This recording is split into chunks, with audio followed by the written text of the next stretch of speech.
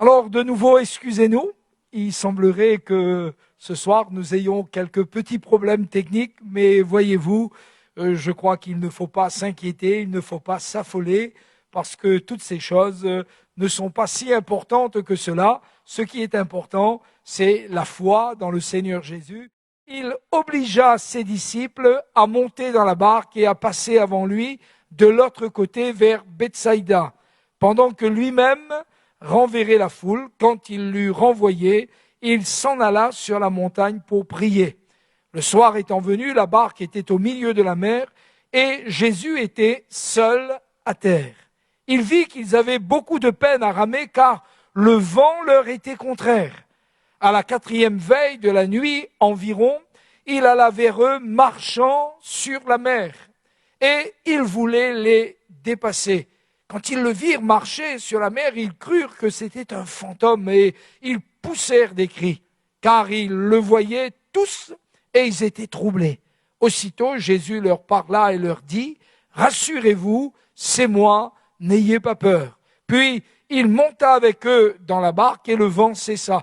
Ils furent en eux-mêmes tous stupéfaits et remplis d'étonnement, car ils n'avaient pas compris le miracle des pains, parce que leur cœur était endurci. Retenez ceci, ils n'avaient pas compris le miracle des pains parce que leur cœur était endurci.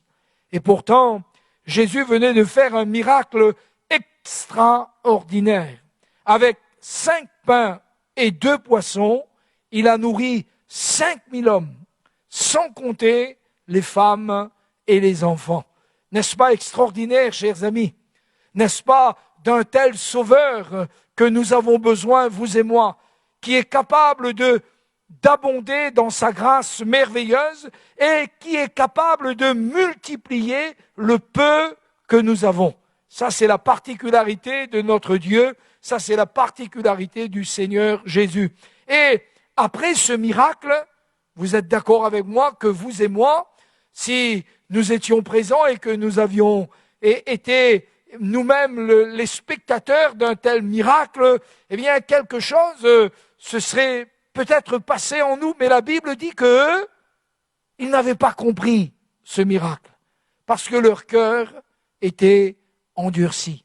Chers amis, l'endurcissement de notre cœur est quelque chose qui voile notre intelligence.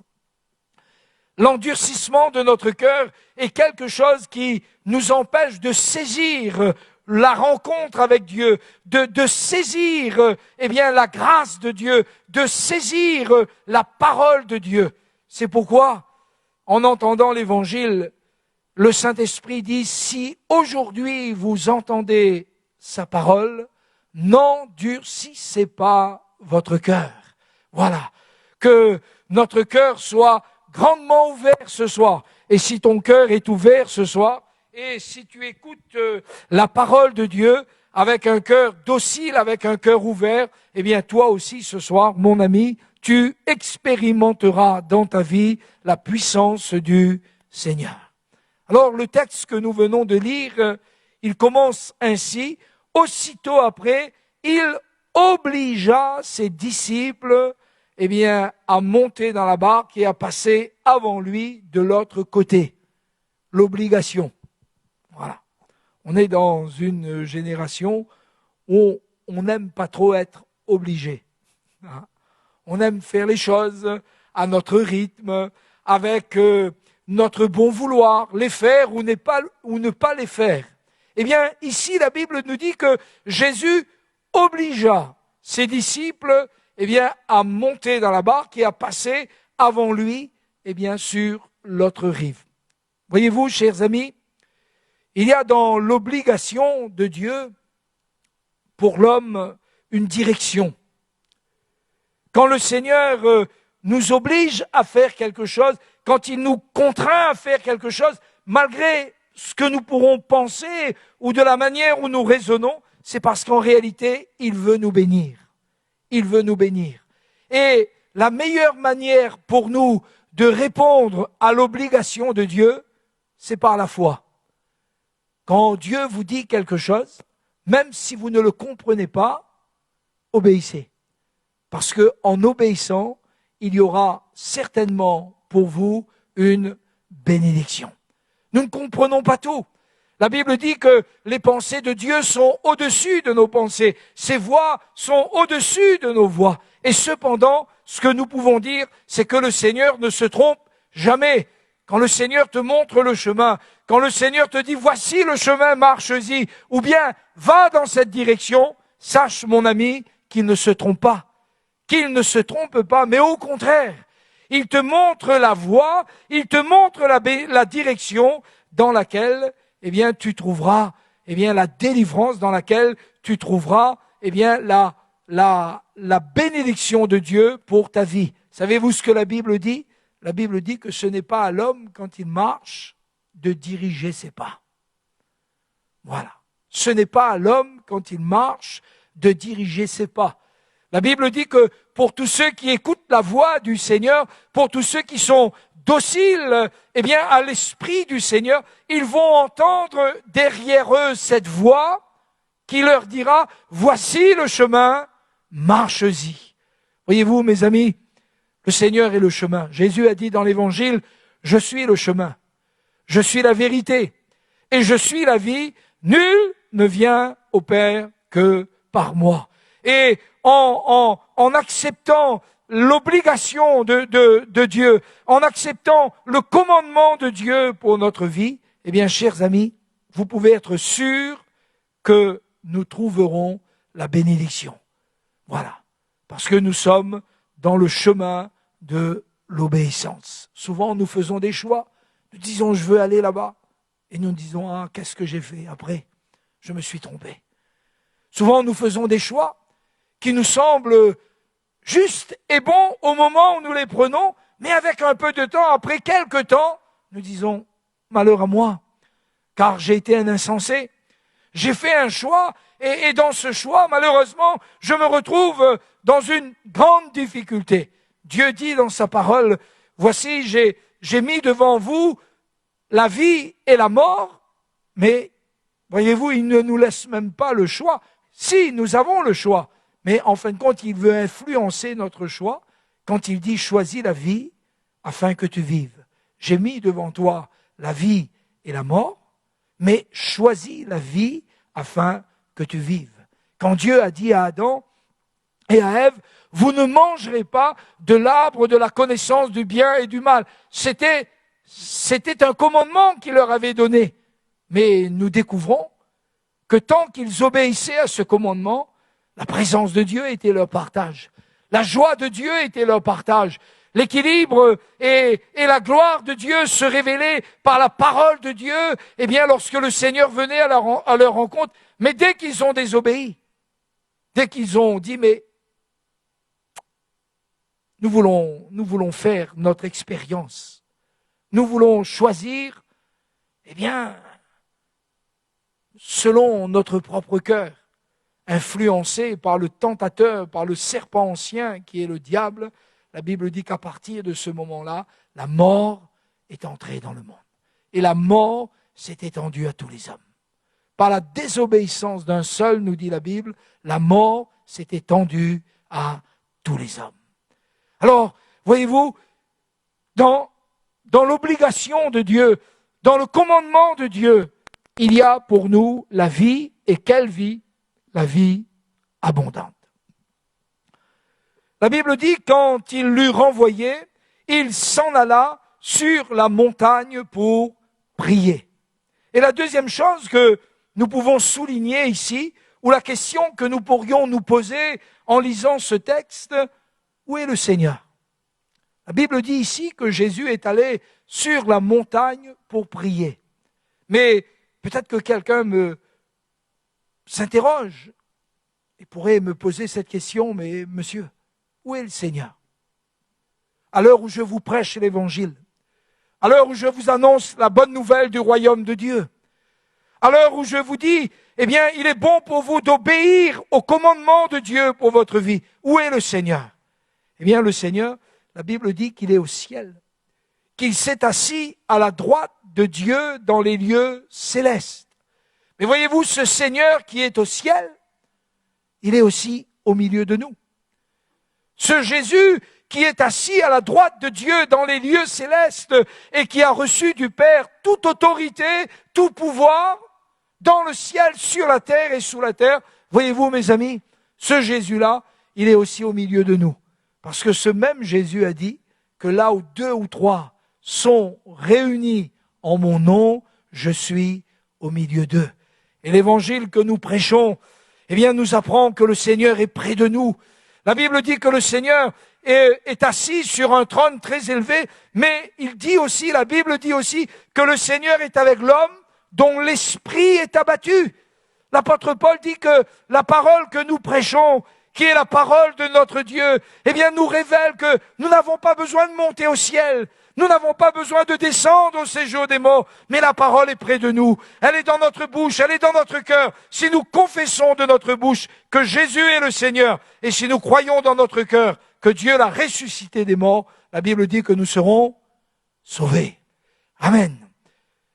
Alors le Seigneur est allé sur la montagne pour prier, et j'aimerais vous rassurer pour vous dire que ce Seigneur qui est assis à la droite de Dieu dans les lieux célestes et qui a reçu du Père toute autorité, eh bien, il est aussi près de ceux qui l'invoquent, de tout leur cœur. Il y a dans la parole de Dieu cette promesse, invoque-moi et je te répondrai. Je te délivrerai et tu me glorifieras. Le Seigneur dit, invoque-moi. Au jour de la détresse c'est quelque chose de terrible, c'est la calamité, c'est le poison, c'est la mort, c'est l'homme qui est dans la servitude et dans l'esclavage. Le Seigneur dit, invoque-moi et je te répondrai, je te délivrerai et alors tu me glorifieras. Alléluia. Et alors que le Seigneur a donné cette direction aux disciples, lui-même, eh bien, il est allé sur la montagne pour prier. La bonne nouvelle de l'Évangile, chers amis, nous apprend que pour vous et pour moi, nous avons un intercesseur. Nous avons quelqu'un qui intercède pour nous. Nous avons quelqu'un qui est le grand vainqueur, qui est entré dans le ciel par son propre sang et qui s'est assis en homme victorieux à la droite de Dieu dans les lieux célestes. Mais ce Jésus glorifié, c'est aussi lui qui intercède pour nous. C'est aussi lui qui est pour toujours devant le trône de Dieu, l'agneau immolé pour nous. Il intercède pour nous. Il est là. Il a plaidé notre cause et il a obtenu pour nous le salut. Non pas que le Seigneur serait en train de demander au Père, eh bien, d'accomplir sa promesse. La promesse du Père est pleinement accomplie. Et ce Jésus qui est assis à la droite de Dieu dans les lieux célestes, chers amis, il a pleinement accompli la promesse. Il a payé le prix.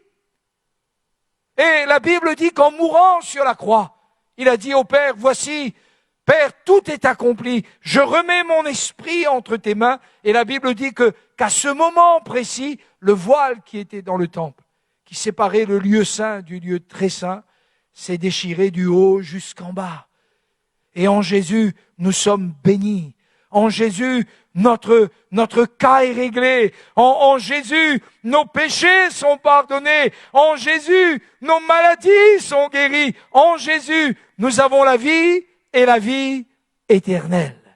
Alors ce Jésus qui a triomphé et qui est là, eh bien, comme l'agneau qui a été immolé, mais comme le grand vainqueur, eh bien, il est celui aussi, eh bien, qui pour nous ce soir est plein de miséricorde, plein d'amour, plein de compassion. Alors, la Bible dit que le soir étant venu, la barque était au milieu de la mer et Jésus était seul à terre. Il vit qu'ils avaient beaucoup de peine à ramer car le vent leur était contraire. Troisième chose que nous découvrons ici, c'est que le Seigneur voit.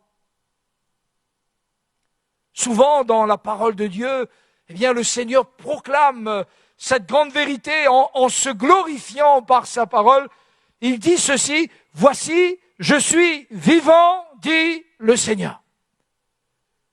Et même quand le peuple de Dieu se fourvoyait, même quand ils étaient dans la pire des servitudes, réduits en esclavage, le Seigneur ne cesse de proclamer « Je suis vivant, dit l'Éternel ». Dieu est un Dieu vivant. Le Seigneur, il est le Seigneur qui est vivant. Et la Bible dit « Il vit, il vit ». Un jour, une brave chrétienne disait avec plein de joie et plein de foi, elle disait « Pasteur, le Seigneur, il est capable de voir un cancrelat noir sur une roche noire dans la nuit la plus noire. » J'ai dit oui, c'est exactement ça. La Bible dit que ce Seigneur, qui est identifié aussi par sa parole, eh bien la parole de Dieu, elle est vivante, elle est efficace, elle pénètre. Elle juge les sentiments des pensées et des cœurs. Elle pénètre, elle sépare jointure et moelle, et elle juge les sentiments et les pensées les plus secrètes de notre vie. Ce n'est pas pour rien que dans le livre de l'Apocalypse, il est dit que devant le trône du Seigneur, il y avait comme une mer de cristal, où tout est transparent, où tout est vu, où tout est connu. Un jour, le Seigneur a rencontré un homme du nom de Nathanaël.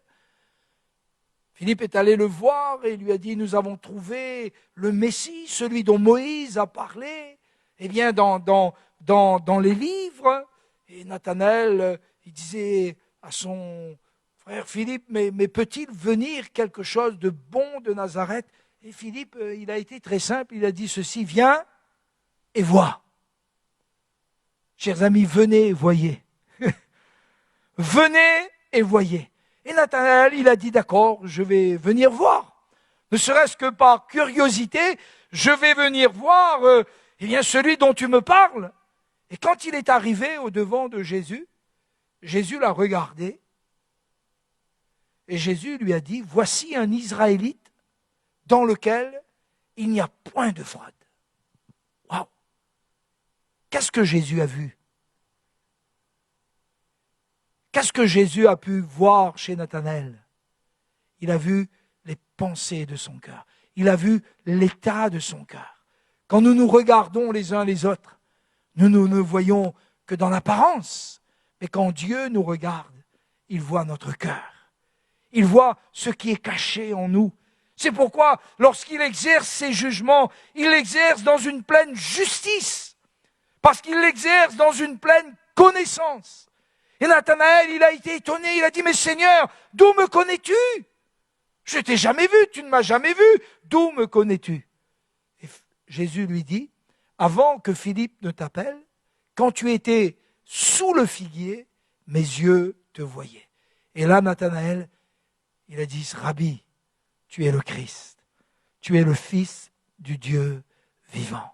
Il a été convaincu. Il a été convaincu. Et la Bible nous apprend que notre Dieu voit, que notre Dieu entend. Un jour, il a entendu les cris, de ce mendiant aveugle, alors qu'autour de lui, il y avait une foule bruyante. Il a entendu l'appel au secours, de ce mendiant aveugle. Et tout d'un coup, Jésus s'est arrêté. Et il a dit, appelez-le. Ils appelèrent l'aveugle en lui disant, prends courage, il t'appelle. La Bible dit que cet homme s'est levé d'un bond, il a jeté son vieux manteau et il est venu à la rencontre de Jésus qui lui a rendu la vue. Qui lui a rendu la vue. Jésus a vu qu'ils avaient beaucoup de peine. Peut-être que c'est le cas de quelqu'un. Peut-être que tu dis, mais personne ne voit ma peine. Qui connaît ma peine? Qui connaît les chemins par lesquels je suis passé? Qui peut me guérir de ce passé si douloureux, de ces expériences si amères que j'ai fait dans ma vie, de tout ce que j'ai subi? Qui peut me guérir? Eh bien, le Seigneur qui voit, c'est aussi le Seigneur qui vient nous guérir. Dieu a dit un jour à Moïse, quand il l'a envoyé pour délivrer le peuple d'Égypte, j'ai entendu les cris de mon peuple. je connais sa douleur. J'ai vu tous ces malheurs. Et le Seigneur dit, je suis descendu maintenant pour le délivrer. Va, car je t'envoie. Et Moïse, est entré dans cette grande mission qui lui a été confiée par le Seigneur, libérer ce peuple, sans une force militaire, sans, une grande sagesse humaine, mais par la puissance de Dieu, par la puissance du Saint-Esprit. La Bible nous dit que le Seigneur, il a vu et il est venu. Oh, si Dieu ne faisait que voir nos malheurs, à quoi nous servirait-il? Si le Seigneur ne faisait qu'entendre de loin, d'une manière désintéressée, mes amis, nos cris, nos requêtes, nos supplications, nos appels à l'aide, s'il ne faisait qu'entendre, à quoi cela nous servirait? Mais la Bible dit que après que le Seigneur ait vu ses disciples qui avaient beaucoup de peine à ramer, car le vent leur était contraire, qui n'arrivaient pas à s'en sortir, la Bible dit qu'il vint vers eux. Et le Seigneur, c'est le Seigneur qui vient. Qui vient dans la parole? C'est Jésus. Qui vient bientôt pour enlever son Église? C'est Jésus. Qui vient pour prendre son épouse? C'est Jésus. C'est Jésus qui vient. Il n'y a personne d'autre qui vient. Les autres sont morts, ils ne vont plus revenir. Ils n'ont plus le pouvoir de revenir. Mais la bonne nouvelle de l'Évangile que nous prêchons, elle est aussi une espérance vivante et glorieuse pour ceux et celles qui croient dans le Seigneur, parce que le Seigneur, c'est le Seigneur qui vient. La Bible dit que nous-mêmes, chrétiens, animés par l'Esprit de notre Dieu, avec l'Esprit, nous qui sommes l'épouse, nous disons, viens Seigneur Jésus, parce que Jésus, c'est celui qui vient. Il vient vers toi ce soir. Il vient vers toi. Il vient pour guérir ton cœur. Il vient pour guérir ton corps. Il vient pour pardonner tes péchés. Il vient pour te relever de tes difficultés. Et le Seigneur est venu, et il est venu comment? Il est venu avec puissance, parce que la Bible dit qu'il marchait sur les eaux. Il marchait sur les eaux. Alléluia. Il dominait les éléments. Et voyez-vous, mes amis, quand le Seigneur vient, il vient avec puissance. Quand le Seigneur est descendu en Égypte, il est descendu en Égypte avec puissance. Et même au travers de ce vieil homme, si je peux m'exprimer ainsi, Moïse, parce qu'il était âgé de plus de 80 ans maintenant. Quand Pharaon a regardé Moïse, il a dit quoi? C'est toi qui dis laisse aller le peuple? Comment tu vas faire? Moïse a dit au nom de l'Éternel, laisse aller mon peuple. Et là Dieu a combattu. Vous savez que Dieu est un grand combattant. Hein? Quand il monte sur le ring, mes amis, ses adversaires sont KO. Hein? Ils les mettent KO, quelle que soit leur force, quelle que soit leur stratégie, ils les mettent KO. Quand Dieu vient, il vient avec puissance. Un jour, l'ange de l'Éternel est descendu dans le camp de Senchérib. Et ce soir-là, il y a eu une grande détresse. Des milliers d'hommes furent frappés et morts. Parce que l'Éternel était descendu. Dis-lui, Jésus vient. Dis-lui, Jésus vient. Je bénis Dieu pour le jour où il est venu dans ma vie. Moi qui étais un homme misérable, esclave, de passion, de vice, de débauche. Moi qui voulais vivre selon mes règles, selon mes principes. Béni soit Dieu pour ce jour où il est venu dans ma vie. Et je m'en souviens encore comme si c'était hier. C'était un dimanche après-midi. J'ai dit Jésus vient. Et quand j'ai dit Jésus vient, il est venu. Et là, en un instant, à ma place, je vois encore cela comme si c'était hier. Vous savez ce que j'ai dit? J'ai dit, Seigneur, retire-toi de moi parce que je suis un homme pécheur. Il est venu. Il a enlevé mes craintes, mes angoisses, mes passions. Comment expliquer? En sortant de là, je n'avais plus le désir ni de fumer. J'avais plus le désir de continuer à vivre comme j'avais vécu. Quelque chose de plus grand, quelque chose de plus merveilleux était venu dans ma vie. C'est Jésus qui était venu dans ma vie. Quand Jésus vient, il vient toujours avec puissance. Quand il est venu dans cette maison de deuil, alors que les Marthe et Lazare pleuraient leur frère mort depuis 4 jours, eh bien Marie a dit, si tu avais été ici, mon frère ne serait pas mort, mais quand Jésus vient, tout devient possible. Laisse Jésus venir dans ta vie. Il dit, je suis à la porte et je frappe. Laisse-le entrer. N'aie pas peur de ce qu'il va trouver. Peut-être qu'il va trouver la misère, peut-être qu'il va trouver ta honte, peut-être qu'il va trouver, tout ce qui a retenu et tout ce qui a été comme une prison dans ta vie. Laisse-le entrer dans ta prison. Car si Jésus entre dans ta prison, tu en sortiras libre, mes amis, mon ami. Tu sortiras vainqueur et tu sortiras complètement changé et complètement guéri. Alors, c'est Jésus qui vient, il a parlé à leur cœur. Il a dit, rassurez-vous, c'est moi, n'ayez pas peur. Ils croyaient aux fantômes. C'est extraordinaire de voir ce en quoi les gens sont capables de croire. Voilà. J'ai vu des gens très sincères croire dans des choses absurdes, complètement stupides. Il y en a qui croient dans la superstition. Voilà. Un jour, j'étais avec un ami, il a vu un chat noir, mais mes amis, heureusement que le Seigneur nous a gardés, parce que sinon, ce serait pour nous une catastrophe. Hein. Il a vu un chat noir et tout d'un coup, je ne sais pas ce qui s'est passé dans sa vie, mais on dirait qu'il avait vu le diable en personne.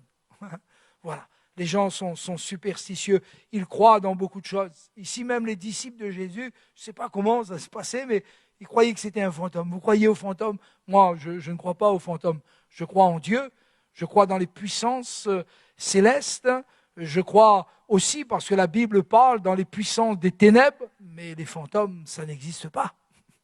Je crois dans les anges, je crois aussi dans les démons, parce que j'en ai été confronté à quelques-uns, et par l'Esprit de Dieu, ils ont été chassés et vaincus, mais je ne crois pas aux fantômes. Eux, ils disaient, c'est un fantôme, ils avaient peur. Mais voyez-vous, il ne faut pas croire en n'importe quoi. Cessez de croire en n'importe quoi. Cessez de croire dans les fétiches, cessez de croire dans les feuilles d'arbre, cessez de croire dans les croisées de chemin, cessez de croire dans ces superstitions, dans ces coutumes qui n'ont aucune puissance et aucune vie. Croyez en Jésus, alléluia. Crois au Seigneur Jésus et tu seras sauvé, toi et ta famille. Voilà ce que nous dit la Bible. Et la Bible dit que Jésus est monté vers eux dans la barque et le vent cessa.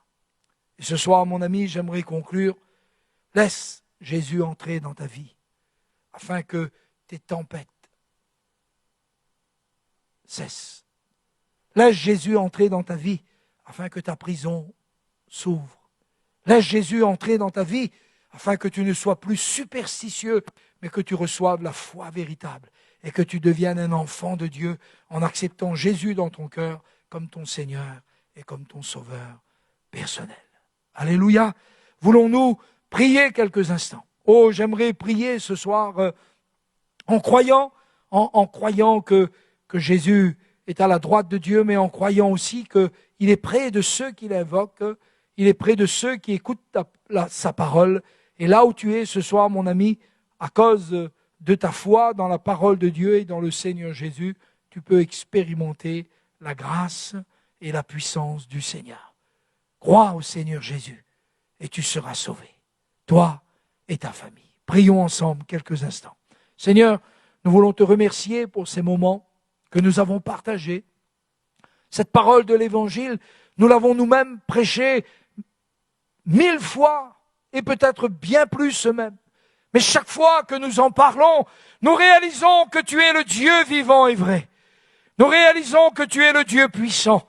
Et puisque tu es notre grand souverain sacrificateur. Alors en ton nom, Jésus, nous prions. Nous prions en ton nom.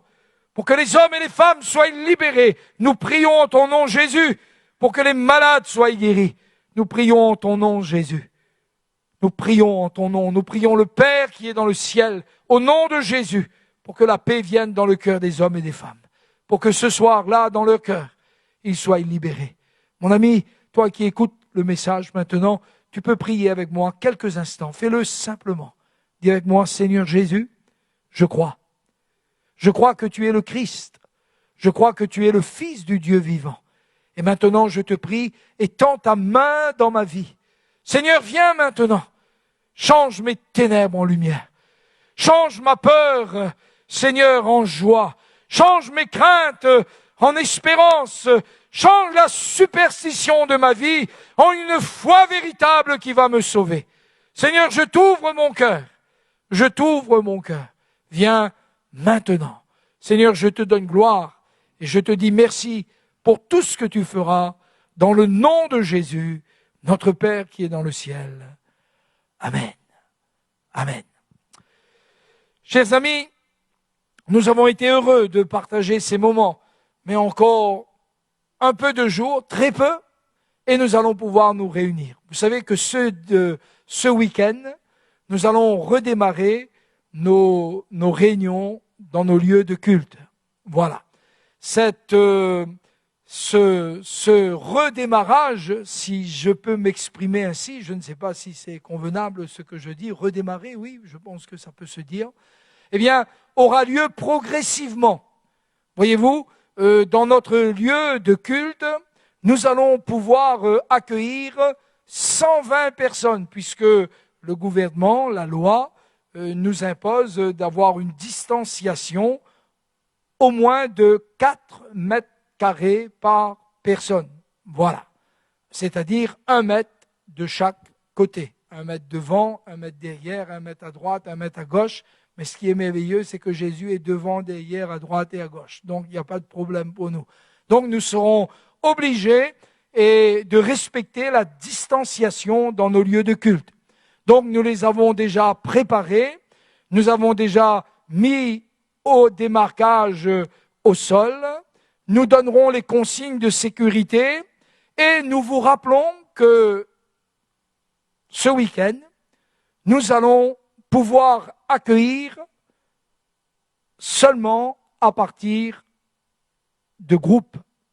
C'est-à-dire, quand nous arriverons à 120, les pasteurs vous contacteront. Quand nous arriverons à 120, eh bien, ce ne sera plus possible de recevoir d'autres, mais nous allons avoir plusieurs cultes. Donc, nous sommes dans une phase un peu de mise en œuvre. Nous allons nous perfectionner.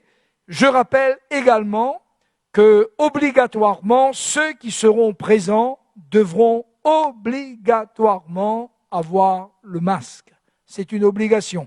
Nous-mêmes, nous l'aurons et nous l'enlèverons juste au moment de la prédication ou au moment des annonces ou au moment des chants. C'est la loi qui nous l'impose. Chaque personne qui viendra dans ce lieu se verra. Nous entrerons par l'arrière de notre salle et nous sortirons par les portes latérales droite et gauche. Et quand nous aurons atteint les 120 participants, nous serons obligés de ne plus recevoir jusqu'à le culte qui va se dérouler d'ici 2 heures ensuite, ceux et celles qui viendront. Alors, voici comment nous nous sommes organisés. Premièrement, nous pensons que c'est ce dimanche, à moins que le nombre nous impose de le faire samedi, mais nous commençons par ce dimanche, nous aurons 2 cultes à Saint-André, 2 cultes à Cambuston. D'accord? 2 réunions. Voilà. Saint-André, 8 heures, Cambuston, 8 heures, Saint-André, 10 heures, et Cambuston, 10 heures. Et nous allons nous adapter. Ce qui est sûr, c'est que nous allons nous perfectionner en faisant. Pour vous comme pour nous, c'est vraiment quelque chose de tout à fait nouveau, exceptionnel. Et nous sommes en train de tout mettre en place. Et donc, écoutez bien, les prochaines annonces, elles vont être importantes. Elles vont déterminer exactement et préciser les fonctionnements que nous allons avoir. Mais d'ores et déjà, nous bénissons le Seigneur parce que ce dimanche, Dieu voulant, nous pourrons nous réunir dans nos lieux de culte en respectant les règles d'hygiène, les mesures d'hygiène, la distanciation et le respect que nous devons avoir et que nous devons montrer en donnant le bon exemple. Alors, je vous dis donc, Dieu voulant, à très bientôt et ce sera pour nous, les pasteurs, et pour vous, nous l'espérons, une très grande joie que de nous retrouver ensemble. Ce sera de nouveau le redémarrage de nos bonnes habitudes. Et puis, au fur et à mesure que les choses évolueront, nous nous perfectionnerons, mais nous serons obligés, absolument obligés, de respecter les mesures d'hygiène et les règles de sécurité. Alors, chers amis, nous vous disons à bientôt, ce dimanche, Dieu voulant, et avec beaucoup de joie, nous nous retrouverons. J'aimerais vous dire quelque chose. Prenez votre temps. Ne vous inquiétez pas. Si vous ne pouvez pas venir à 8 heures, vous viendrez à 10 heures. Ne vous inquiétez pas. Dire, ah, si, mais ça va, s'il n'y a plus de place. Non, non, ne vous inquiétez pas. Venez et tout cela se perfectionnera au fur et à mesure. Voilà. Chers amis, je vous dis bonsoir. À bientôt. Que Dieu vous bénisse et à dimanche, Dieu voulant.